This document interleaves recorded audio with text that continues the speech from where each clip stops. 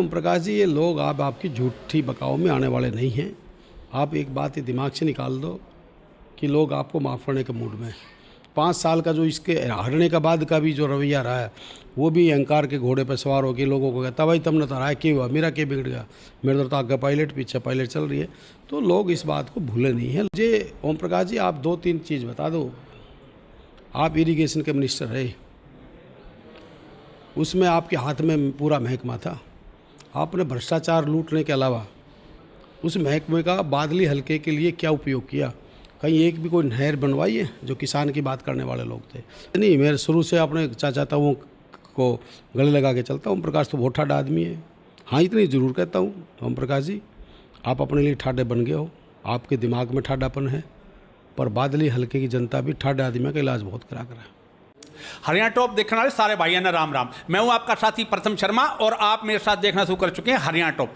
इस टाइम भाई मुद्दा से गरम और फिर पूछड़ में केशरम मुद्दा चल रहा है बादली हल्के में ओम प्रकाश धनखड़ का चौपाड़ में जाकर के और जनता के बीच माफी मांगने का। अगर भाई पिछले सारे महीने जो भी कोई गलत काम करे, कोई भी गुनाह करे, कोई भी किमें करे, तो उसने सारे ने माफ कर दो और मेरी को जो ना वोटा से मेरी झोली भर दो।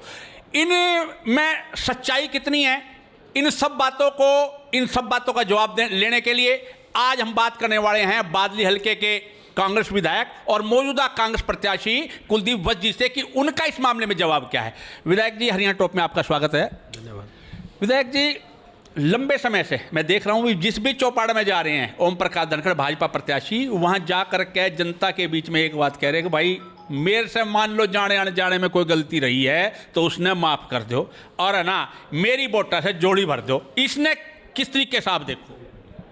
देखिए, ये बादली की जनता है और उन्होंने 5 साल जब ये मंत्री रहे, ये कहते हैं मेरी चलने नहीं दी। 11 महकमों के मंत्री थे, उसके मालिक थे ये। मैं ओम प्रकाश जी, ये लोग आपकी झूठी बकाओ में आने वाले नहीं हैं।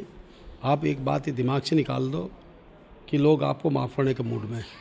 जिन्होंने काम छोड़ो हमारे काका ताऊओं का, हमारे बादल हल्के का अपमान करने का काम किया, जो आदमी दिन रात जिन्होंने इसके लिए मेहनत की, उन आदमियों को इन्होंने कमज़ोर करने का काम किया, उनके काम ना करने के, उनका अपमानित करने का काम किया, जिसकी वजह से आज आए दिन जो बीजेपी को छोड़ के कांग्रेस में जो साथी शामिल हो रहे हैं, वो मुझे बताते हैं कि किस प्रकार का अहंकारी और घमंडी था। इसके बेटे की ऑडियो भी है कुछ, काफ़ी आप सुनना, आपको पता लगेगा कि ये किस प्रकार के अहंकार के घोड़े पर सवार हैं। जहाँ तक माफ़ी की बात है, मुझे ओम प्रकाश जी आप 2-3 चीज़ बता दो। आप इरिगेशन के मिनिस्टर रहे, उसमें आपके हाथ में पूरा महकमा था। आपने भ्रष्टाचार लूटने के अलावा उस महकमे का बादली हलके के लिए क्या उपयोग किया? कहीं एक भी कोई नहर बनवाई है? जो किसान की बात करने वाले लोग थे, पंचायती महकमा इसके पास था।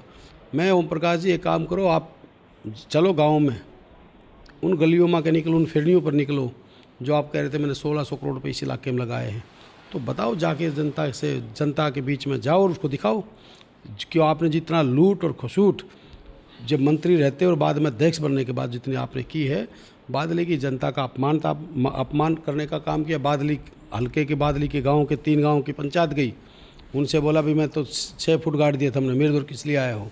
कोई कहे मेरी वोट क्यों नहीं दी, तो मेरे दूर किस लिए आया? तो लोग सब बात याद रख रहे हैं।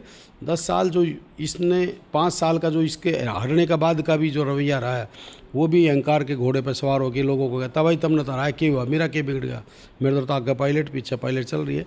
तो लोग इस बात को भूले नहीं हैं। लोगों ने ये मन बना लिया कि हरियाणा में चौधरी भूपेंद्र हुड्डा के नेतृत्व में कांग्रेस आ रही है और सैनी साहब की गवर्नमेंट, नायब सिंह सैनी की गवर्नमेंट जा रही है और कांग्रेस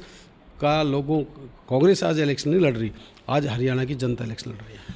विधायक जी, एक बात और धनखड़ साहब की तरफ से आ रही है।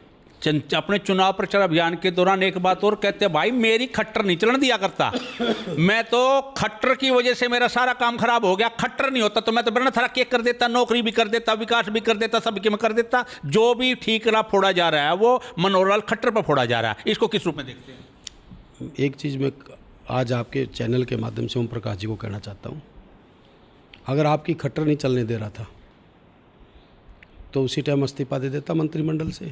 और जो आज तेरे माइनिंग के बिजनेस चल रहे हैं, होटल बन रहे हैं, फैक्ट्रियां बन रही हैं और कई कारोबार चल रहे हैं, वो कहाँ से आ गए फिर? वो कहाँ से आ गए?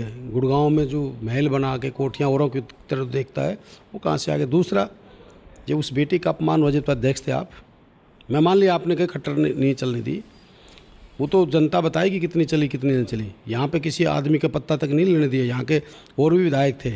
दूसरा, ये पार्टी का प्रदेश अध्यक्ष था, हमारी बेटी के साथ जो दुर्चारी जो संदीप सिंह था मंत्री, जो हमारी बेटी सासी थी, हमारी बेटी के रगों में किसान का मजदूर का खून था, जो इनकी इसके दबाव में नहीं आई, जिन्होंने संघर्ष किया और उसको मुंह तोड़ जवाब दिया, उस बेटी का मर्डर तक करने की कोशिश की, और उसने इसके पास इस ताकत थी, मान ली कहता धनखड़ साहब मेरी खट्टर नहीं चलनी दी।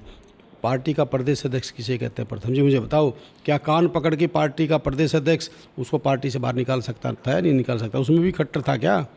ये सब झूठी बातें। ये बादली की जनता है, ये बादली की जनता समझदार है, इंटेलिजेंट है, पढ़ी लिखी है, सब ने पता है कि खिसियाणी बिल्ली खम्बे नोचे। अब इसका समय बादली हल्के की जनता ने पहले लाद दिया था, और बादली की जनता ये चाहती है कि उनका राज आए, अपना राज आए, चौधरी भूपेंद्र हुड्डा इस प्रदेश के मुख्यमंत्री बने। धनखड़ की इस बात का जवाब है आपके पास? धनखड़ साहब नू कहे हैं कि बादली हल्के ना ठाडा विधायक चाहिए, बोदे की जरूरत नहीं है।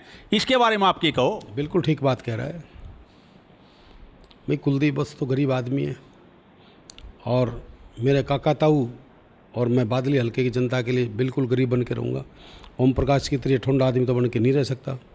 ओम प्रकाश की तरह मैं लोगों को धमकाऊँ नहीं। ओम प्रकाश को तो लोगों में से बदबू आती है, उनके शरीर के अंदर से बदबू आती है, और मुझे तो भाई अपने लोगों के अंदर से खुशबू आती है। मेरे लोगों से पूछ लो, आज नहीं, मेरे शुरू से अपने चाचा ताऊओं को गले लगा के चलता हूँ। ओम प्रकाश तो बहुत ठाडा आदमी है। हाँ, इतनी ज़रूर कहता हूँ, ओम प्रकाश जी आप अपने लिए ठाडे बन गए हो, आपके दिमाग में ठाडापन है, पर बादली हल्के की जनता भी ठाडे आदमी का इलाज बहुत करा है।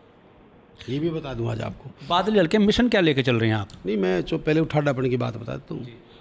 नाड़ का सिरिया पिछली बार निकाला, अब की बार मेरे हिसाब से एक आधा को छोड़ भी दिया था ना, सारे सिरिया निकाल के बादली की जनता इनको बाहर भेजने का। जहाँ तक मिशन की बात है, देखिए 10 साल का जो कुशासन का राज रहा बीजेपी का, हमारा जो 10 साल चौधरी भूपेंद्र हुड्डा ने इस प्रदेश का जो भला किया, जो काम किए, और जो हमारे 10 साल में इनने हमारे हर वर्ग को कंगाल करने का काम किया, मेरा मिशन है। राज आ रहा है, हुड्डा साहब सीएम बनेंगे, चाहे वो नौकरी की बात हो, चाहे वो इलाके के डेवलपमेंट की बात हो, चाहे सम्मान की बात हो, चाहे एजुकेशन की बात हो, चाहे हेल्थ की बात हो, सारे हमारे मिशन है।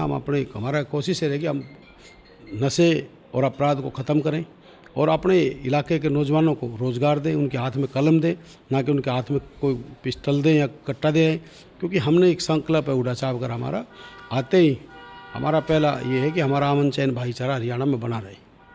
तो ये थे बादली हल्के के विधायक और मौजूदा कांग्रेस प्रत्याशी कुलदीप वत्स जी, जिन्होंने उलझे हुए धागे, धनखड़ के सवाल के, उसकी जवाब तलबी के सारे उलझे हुए धागे अपनी स्पष्टवादिता में जो है खोल करके रख दिए। आने वाला समय किसका होगा ये तो अभी भविष्य के गर्भ में, इसके लिए हमें जो है 5 तारीख का भी इंतजार करना होगा और 8 तारीख का भी इंतजार करना होगा। लेकिन इतना जरूर है कि बादली हल्के में अब जो है चुनावी रणनीति ने, चुनावी राजनीति ने पूरी तरह से जोर पकड़ लिया है। हरियाणा के लिए बादली हल्के से प्रथम शर्मा।